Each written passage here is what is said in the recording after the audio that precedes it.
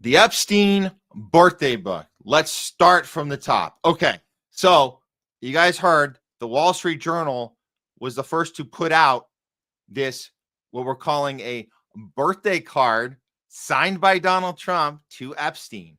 And they focused in on that because that is the one that is only going to get the attention of the mainstream voice, right? The establishment voice, the voice of the shit libs, the voice of the anti-Trumpers, the Trump derangement syndrome people, the people that were never talking about Epstein before are talking about it now because they think Trump is uniquely guilty. And that's the only reason why we haven't seen the list. So before we get to the Wall Street Journal printing this, let's get an update from Thomas Massie, who we knew, along with Marjorie Taylor Greene, were in the streets at the rally last week with the actual Epstein victims. And the Epstein victims, they said, we are going to release the list. You're going to call this a hoax? We're going to release the list. Well, here's Massie giving a follow-up on what's been happening since then and what is the next step. Here we go. Is there evidence pointing towards Epstein being a foreign asset of perhaps, say, Israel or one of our own assets? What do you believe? I believe he was an asset of our intelligence and of Israel's intelligence.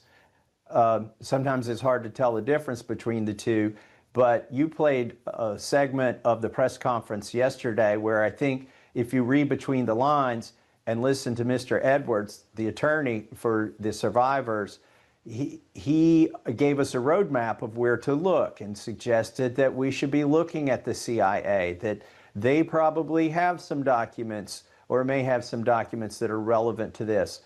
So that gives me more of a roadmap. Hopefully, James Comer, the chairman of the Oversight Committee, will subpoena that information as well from the CIA.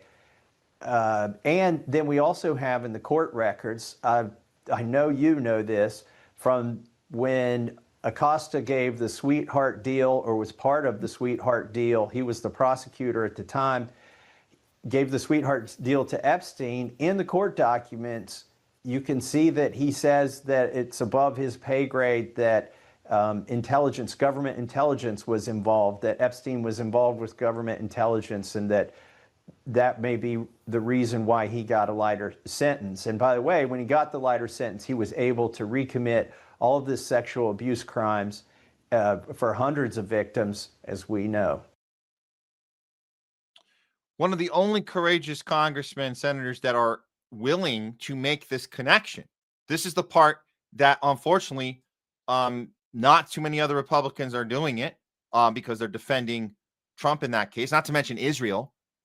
But then you got the Democrats who only want to go after Trump. That's it. And so they don't want to talk about Israel.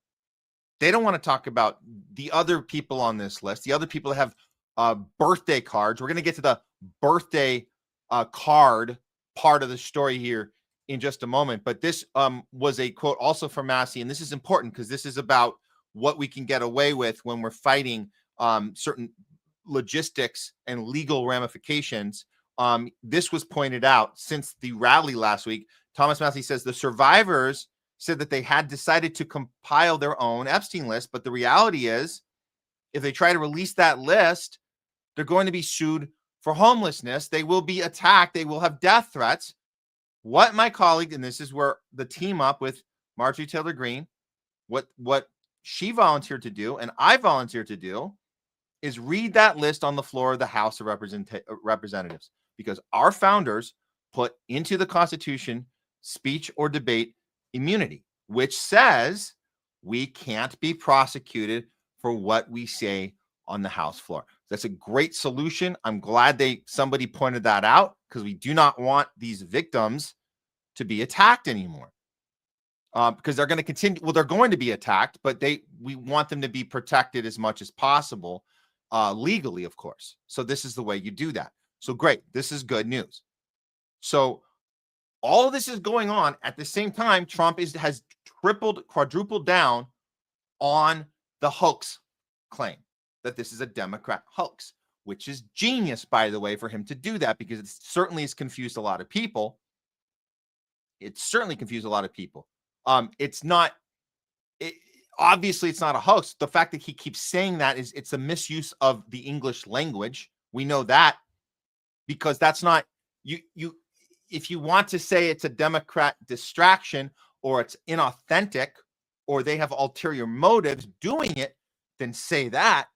But when you call something a hoax, it's not, that is the incorrect terminology. But does he know that? Does he care? Does it matter? Can he just say whatever he wants? Apparently he can. Okay, let's get to the birthday card. So there's a reason why Wall Street Journal and then Rolling Stone reprinted it. Shocker.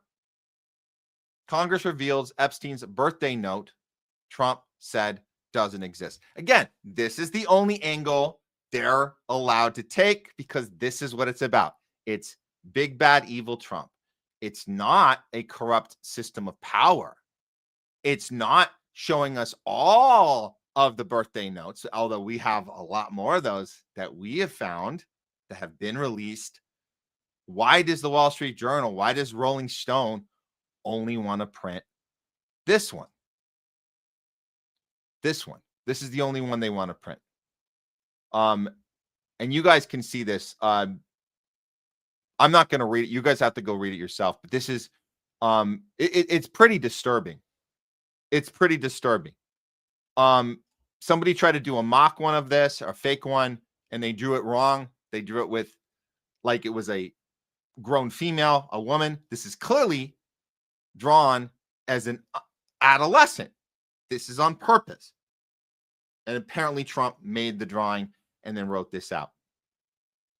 So why would they print this and then stop the story there? Because that's what they pick and choose what they're going to put out there. Why wouldn't they show us any of the other birthday cards? There's a bunch of them, and they're all very, very disturbing. And I actually was debating whether to show any of them on the show with you guys, because they're all extremely disturbing. But we have to show you a few of them so you understand the significance of the fact that on one side you have Trump saying, oh, no, it doesn't exist, or there's a fake signature. On the other hand, and not to give him any cover here, but some of this other stuff was on a whole nother level of disgusting, like a whole nother level of disgusting. And you can piece this together and say everybody that participated was participating in something not just illegal, but immoral, disgusting, perverted, criminal. You can't really charge someone for a card that has grotesque stuff on it, but you can get an idea of where everybody was. And it does ruin the narrative. Again, the mainstream establishment narrative that Trump is this unique villain that has a lot more to hide than anybody else ever has. And that ideology, that needs to go. That is not going to be helpful when people like Thomas Massie and Marjorie Taylor Greene are trying to build a coalition for the people, for the women. You guys remember Believe All Women? You guys remember #MeToo? That was mostly Democrats on that. Well, what happened? Where are they? We have Ro Khanna. Ro Khanna came out last week. But the mainstream is not reporting on this. Why won't they print these ones? Why are we showing? Again, I'm just going to show a couple. This is a Clinton one. Little Clinton card. I'm not going to read that one. There's one that is real. It's a drawing, and we're gonna cut it off after this one. But there's a ton more. You guys can search them. A ton more. This birthday book. It's not just a note from Trump. This is a drawing. I don't have a reference of who drew it, but it's in this elaborate book designed to, again, this is the mindset of the powerful, disturbed, powerful, sadistic, basically evil people that put out birthday notes and messages and drawings like this. This isn't let's draw Jeffrey Epstein surrounded by women of age. This is specifically depicting underage girls, especially in that 1983 part. And then to say, what is this? 20 years later, from 1983 to 2003, what a great country. So it shows you can buy whatever you want. In 1983, you have to give balloons to little girls. In 2003, the little girls will come to you because you have the means to buy them and force them. And that's power. So what a great country. That is a reference to power. Look what power can get you. Anything you want. And it goes well beyond being satisfied by consensual adult behavior. This is with power, you can force things on people. You can hurt people and get away with it. You can blackmail and bribe them, and you can destroy them. And you can laugh and smile and joke about it and mock them the whole way. That's what a great country this is. And that's what's being demonstrated here. And I just wanted to show that one. You guys can go reference them yourself. But make no mistake, this narrative, it's getting very twisted. It's getting very jumbled. And and this is not just on the left. This is not just there. Trump is uniquely evil is getting, obviously Trump's hoax mantra is also getting harder and harder to hang on to. This Democrat hoax. What is this Democrat hoax? Well, guess what? Guess who had an answer for it just today? We got the clip. Press secretary. We got the clip. Carol Ann. Good luck on this one, because you're going to be asked about the hoax. How are you going to justify it now? Good luck. I wouldn't want your job. Something you said the Epstein documents are a hoax that Democrats are perpetrating against the president. You said he didn't sign that check, that he didn't sign the birthday card that he allegedly signed. So what is the theory, since these documents came from the Epstein estate?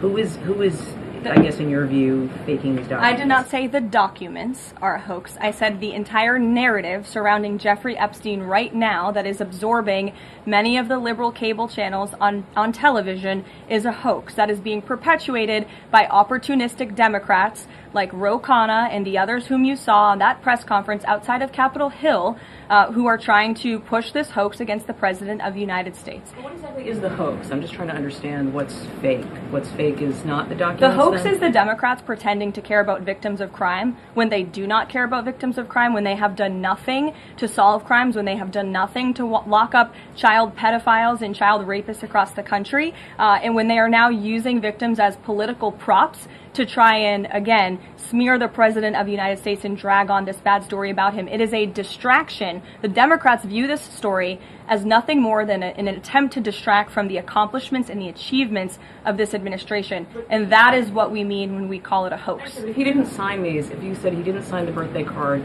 he didn't do this, he also didn't do the check, those were in documents from the estate. So what is the working theory as to why he's in them? The president has one of the most famous signatures in the world, and he has for many, many years. You know that, Maggie, you've covered him for a long time, long before he assumed this office when he was a businessman in New York. The president did not write that letter. He did not sign those documents. He maintains that position, and that position will be argued in court by his lawyers. The president is very confident he is going to win this case.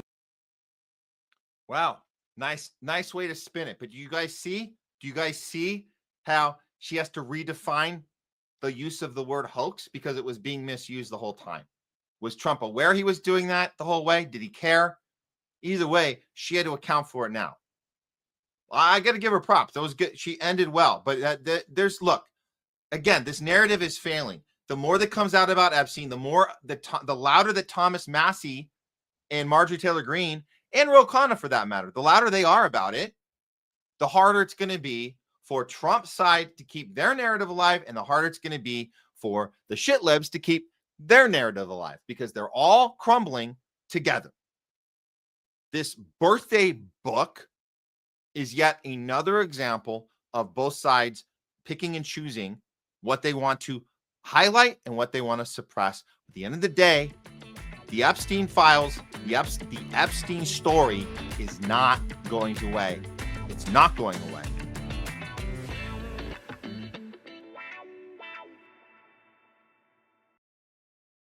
Okay, let me take a moment to introduce you to our good friends over at World Harvest Food Bank right here in LA. World Harvest has been serving families across Los Angeles for 18 years now, and they started with this simple idea. Everyone deserves access to healthy, affordable food no matter what they're going through. With their Cart with a Heart program, families can walk away with a full cart of groceries, fresh produce, dairy, meat, and pantry supplies for just a $50 contribution. That's for the entire cart. That same cart would cost over $300 at a typical grocery store. At World Harvest, everyone is welcome. They don't ask for income verification, ID, or any paperwork. No. Basically, their doors are open to anyone who's doing their best, but just needs a little extra push to get by. If you're an Angelino like me, you know the times have been tough here. First with all the union strikes, the LA fires, and now the ICE raids going on. It seems like we're living in a constant state of uncertainty. And that's why it's so important to support local charities